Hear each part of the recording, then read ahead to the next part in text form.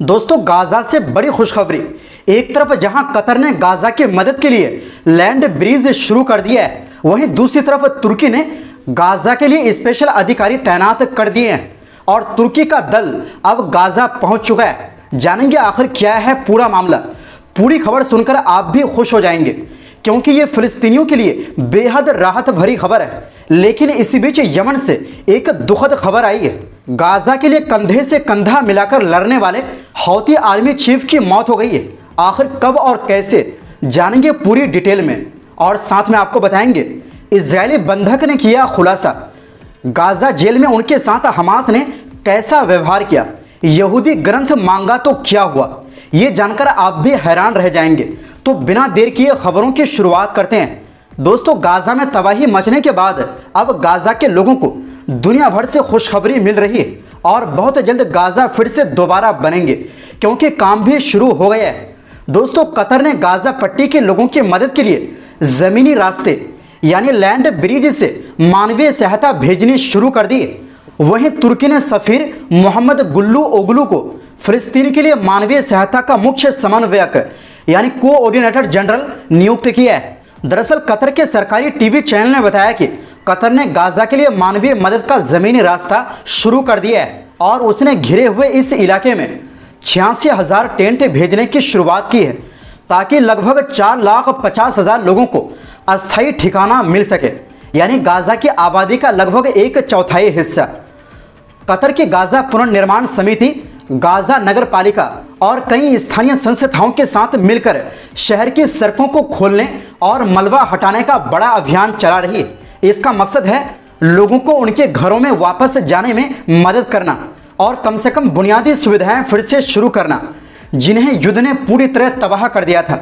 Gaza के mayor यहया अल सराज ने Qatar के लंबे समय से चले आ रहे समर्थन के लिए शुक्रिया अदा किया।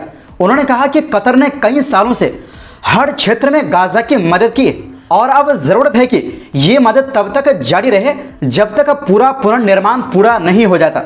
सराज ने बताया, ये अभियान पूरे 1 महीने तक चलेगा। इसके जरिए शहर की कई सड़कों को दोबारा खोला जाएगा, जिससे फिलिस्तीनी लोगों को अपने घरों तक पहुंचने में आसानी होगी और गाजा शहर की जिंदगी फिर से पटरी पर आएगी। दूसरी तरफ तुर्की ने मोहम्मद गुल्लू ओगलू को फिलिस्तीन के लिए मानवीय सहायता का जनरल कोऑर्डिनेटर नियुक्त किया है। इसका मकसद है गाजा में राहत कार्यों की निगरानी करना, जरूरतों का जायजा लेना और अलग अलग संस्थाओं के बीच तालमेल बनाना। तुर्की की सरकारी एजेंसी अनादोलू के मुताबिक अंकारा सरकार ने अपनी पूरी ताकत लगा दी है ताकि गाजा तक मानवीय मदद जल्द से जल्द पहुंच सके।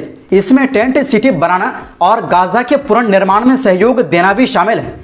रिपोर्ट के मुताबिक गुल्लू ओगलू अपने दल के साथ बुधवार को गाजा पहुंचे। वहां उन्होंने तुरंत जरूरत वाली चीजों की लिस्ट तैयार करने, संयुक्त राष्ट्र एजेंसियों के साथ तालमेल और स्थानीय अधिकारियों से बातचीत का काम शुरू कर दिया है। उनका काम यह भी होगा कि तुर्की की राहत संस्थाओं के बीच बेहतर तालमेल रहे ताकि हर मदद सही लोगों तक पहुंचे। इसके अलावा वो मिस्र और जॉर्डन के जरिए भेजी जाने वाली मदद की निगरानी और तुर्की की मेडिकल सहायता बढ़ाने पर भी काम करेंगे, जिसमें मरीजों को बाहर निकालने और इलाज की व्यवस्था शामिल है। इस बीच तुर्की की 17वीं राहत जहाज सदका जहाज, जिसमें लगभग 900 टन खाद्य सामग्री है, वो मिस्र के अल अरीश बंदरगाह के करीब पहुंच चुकी है या अब तक बंदरगाह पहुंच चुके हैं।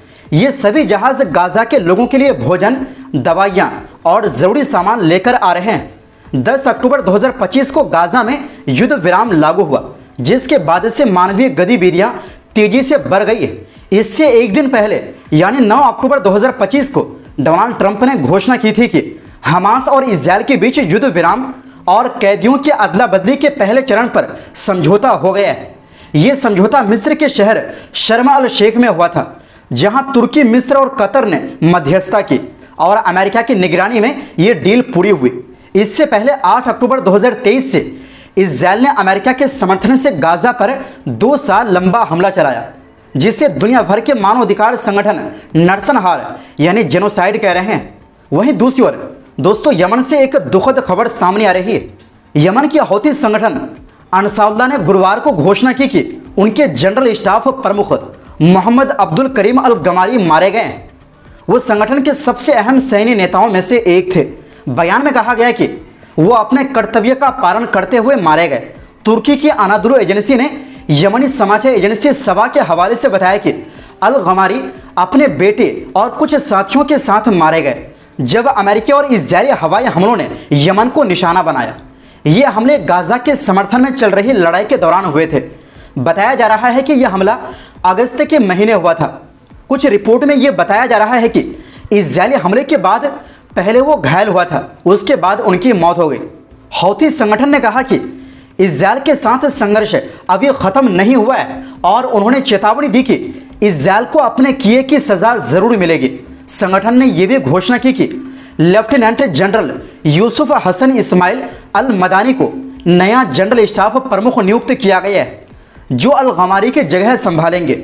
वहीं एक विश्लेषण रिपोर्ट के मुताबिक हौथी ने 31 अक्टूबर 2023 से 5 अक्टूबर 2025 के बीच इजरायल पर 137 हमले किए।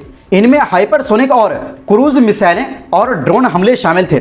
इसका मतलब है कि औसतन हर 5 दिन में एक हमला हुआ, यानी 700 दिनों से ज्यादा के दौरान लगातार हमले जारी रहे। ये आंकड़े अल जजीरा नेटवर्क की सनद फैक्ट चेक एजेंसी ने तैयार किए।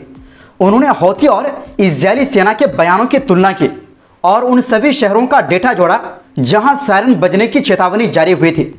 ये जानकारी इजरायल की घरेलू रक्षा वेबसाइट से ली गई। वहीं दूसरी ओर दोस्तों, एक इजरायली सैनिक मातन एंगरेस्ट, जिसे सोमवार को हमास ने रिहा किया था, उन्होंने बताया कि हमास ने उसके धार्मिक मांगे पूरी की, जैसे यहूदी प्रार्थना की चीजें और तोराह यानी यहूदियों का धार्मिक ग्रंथ मुहैया कराई। इजरायल के चैनल 13 पर दिए गए अपने पहले इंटरव्यू में एंगरेस्ट ने कहा कि उसने अपने अपहरणकर्ताओं से टफेलिन यानी सिर पर बांधी जाने वाली छोटी चमड़े की डिब्बी, सिद्दूर यानी प्रार्थना पुस्तक और तोराह की मांग की थी। उसने बताया कि हमास ने ये सारी चीजें उसे उपलब्ध कराई जो उन्हें उन जगहों से मिली जहां पहले इजरायली सेना मौजूद थी। एंगरेस्ट ने कहा कि वो गाजा के सुरंगों में रहते हुए दिन में 3 बार नमाज की तरह अपनी धार्मिक प्रार्थनाएं करता था और कई बार इजरायली हवाई हमलों से बाल बाल बचा। हमास की ओर से भी पहले भी कहा गया है कि वो बंधकों की जान की सुरक्षा की पूरी कोशिश करते हैं, लेकिन इजरायल की अंधाधुंध बमबारी उनके लिए बड़ा खतरा बन जाती है। इस सैनिक का बयान फिलिस्तीनी कैदियों के साथ इजरायल की जेलों में किए जा रहे सख्त बर्ताव की रिपोर्टों से बिल्कुल विपरीत है, जिनमें टॉर्चर, इलाज की अनदेखी और दुर्व्यवहार जैसी बातें सामने आती रही। मतलब साफ है कि फिलिस्तीन जहां इजरायली कैदियों के साथ इंसानियत जैसी व्यवहार कर रहा है और उनके धर्म के साथ भी कोई छेड़छाड़ नहीं की, वहीं दूसरी तरफ इजरायल अपने जेल में फिलिस्तीनियों के साथ जो कर रहा है मानवाधिकार के मुताबिक वो खुल्लम खुल्ला अपराध है और नाकाबिले बर्दाश्त है। तो दोस्तों, फिलहाल के लिए इस रिपोर्ट में बस इतना ही। फिर मिलते हैं एक नई रिपोर्ट्स के साथ। आपसे गुजारिश है हमारी सपोर्ट के लिए इस वीडियो को लाइक और शेयर जरूर करें। बहुत बहुत शुक्रिया।